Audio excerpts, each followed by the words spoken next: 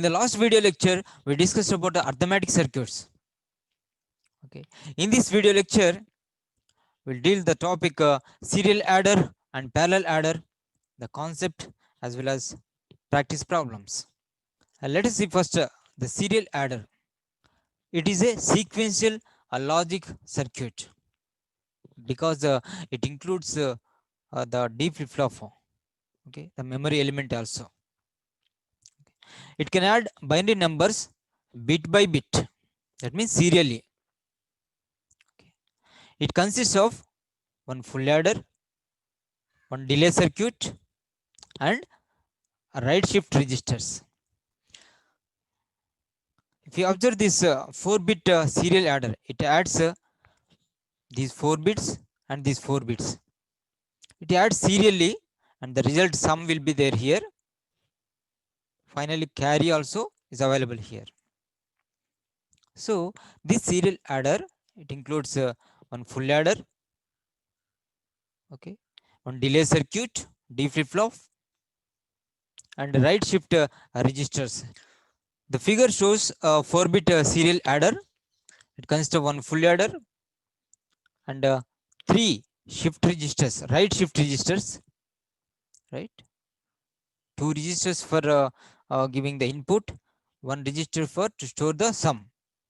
And the carry is connected through D flip flop because the carry should be remembered for the next clock pulse. That's why a D flip flop is required.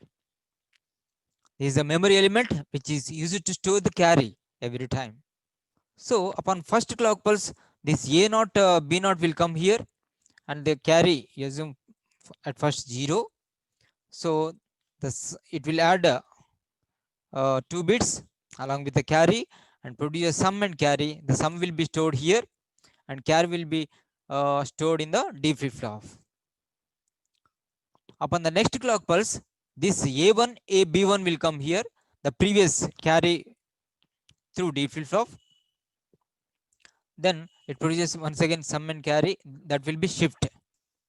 This S3 comes to S2, and the new sum will be there in the S3.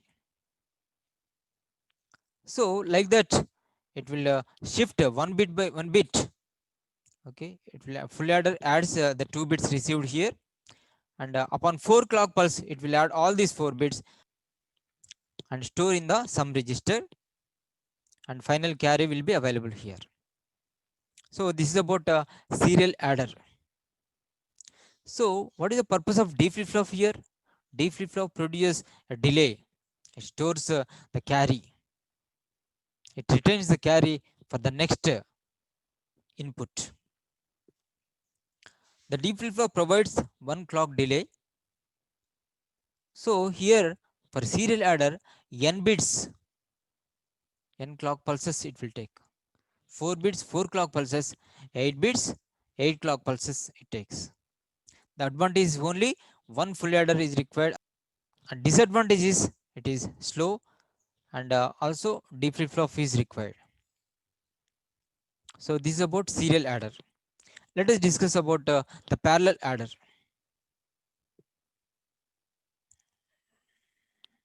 Right. Parallel adder, it is a combination logic circuit. Here D flip flop is not required. That's why it is combination logic circuit only. It can add n bit binary numbers in parallel and produce sum and carry. Let us observe this 4-bit parallel adder. For the 4 bits, 4 full adders are required. Okay, full adder 1, like A0 and B0 will be given. The least significant bits, C0 is the input, and this first full adder produces a carry and also sum, S0 and C1. And the next 2 bits are applied here for the next full adder 2, along with the C1, it adds 3 bits. Yeah. This third full adder will take A2, B2 and also C2 and produce some S2 carry C3. And the fourth full adder will take A3, B3 inputs and produces sum S3 and final carry C4. To add n bits, n full adders are required. Sometimes half adder will be used at the first stage. In the place of this, half adder also can be used because C naught anyway always 0. So that's why if you add A naught, B naught, that's enough. So instead of first stage full adder, you can use half adder also. Okay. That means one half adder plus n minus 1 full adders are required. The disadvantage of this is it is more cost because for n bits n adders are required. And one more disadvantage is carry propagation delay. Even though these inputs are available, the sum will come that is not true correct answer because for the first clock pulse, right? So it has a full adder has some propagation delay. So this carry has to propagate to this, and this carry has to propagate to this, and this carry has to propagate to this, and then only this will be correct answer. So carry propagation delay. Okay, it is the delay that carry propagates from the first stage to last stage.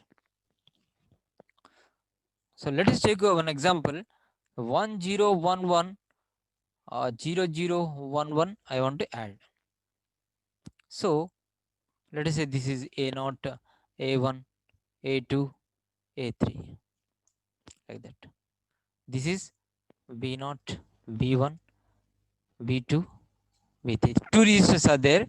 Here A0, A1 is 1, 1, and A1, B1 is 1, 1, A2, B2 is 0, 0, A3, B3 is 1, 0.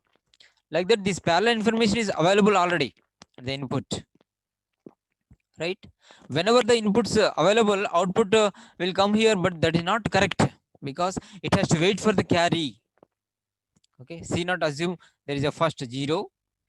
Now 1 plus 1 along with 0, this is 0 and a carry here. So that means this is 0 and a carry.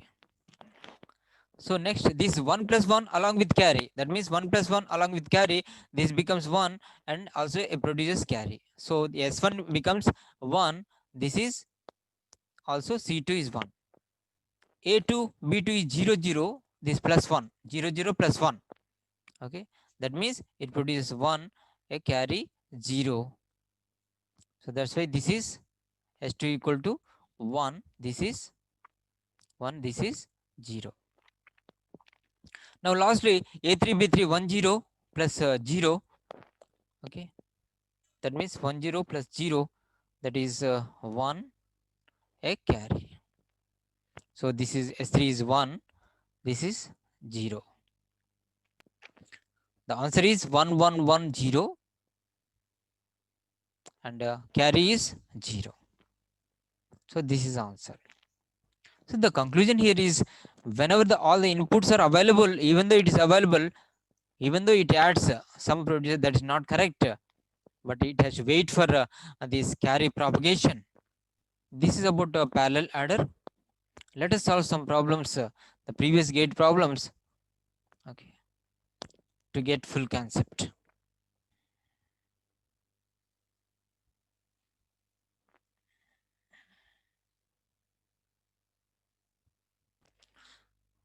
Observe here the 16-bit ripple carry adder.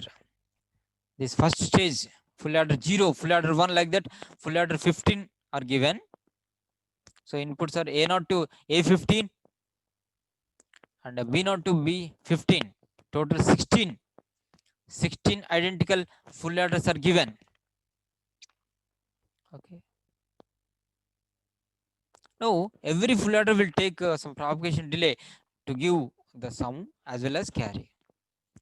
So in the problem, the carry propagation delay of each full adder is 12 nanoseconds and the sum propagation delay of full adder is 15 nanoseconds. That means to produce the carry, it takes 12 nanoseconds. To produce the sum, it takes 15 nanoseconds. The worst case delay in nanoseconds of the 16-bit adder will be. Okay. This question asked in GATE 2014. For the carry, how much time delay it will take? 12 nanoseconds. So to produce up to this point C14, how much delay it will take? Up to this total 15. 0 to 40 means 15. So 15 into carry takes 12 nanoseconds. That equal to 180 nanoseconds. Up to here, this 180 nanoseconds it taken.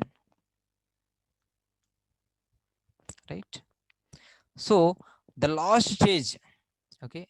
Anyway, this is available at the starting only. Okay. But C14 until 180 nanoseconds is not available. So now, from this to produce the C15, how much time it will take? 180 plus 12, 192 nanoseconds. But to produce the sum, okay, how much time it will take? 180 nanoseconds plus this is how much? Sum it will take 15 nanoseconds. 15 nanoseconds. This equal to 195 nanoseconds. The worst case delay, he asked. Carry may be available 192 nanoseconds only, but worst case, the sum should be also present. So this is 195 nanoseconds. The conclusion is up to here, okay, 180 nanoseconds it will take to produce the carry because this carry is available for the last stage. Okay. So now to produce from here to produce the carry plus 12 nanoseconds 192 plus 15 nanoseconds 195. So the worst case delay is this one 195 nanoseconds. Let us observe the answer. Yeah, the time taken to get carry at the last is 192 nanoseconds. The worst case delay is the time taken to get last sum as 15 equal to 192 plus 3 or 180 plus 15. Anyway, you can take this is 195 nanoseconds is the this is 195 nanoseconds is the correct answer. This question asked in 2015 for 2 marks question. Okay. A half adder is implemented with, we know that XOR and gates, right? Half adder is nothing but one XOR gate and gate, right? A full adder is implemented with 2 half adders and 1 OR gate, that we know. 2 half adders and 2 carries if you give to OR gate, that is a full adder. Now, the propagation delay of XOR gate is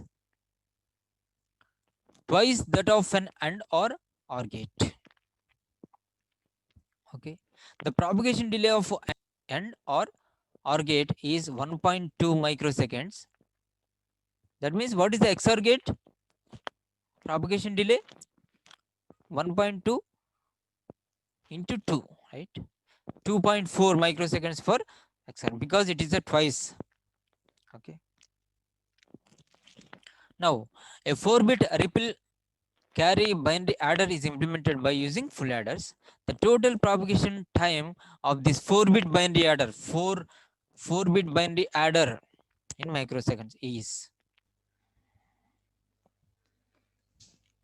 observe here, generally one full adder is this is half adder 1, half adder 2. 2 half adders it requires on 1 OR gate.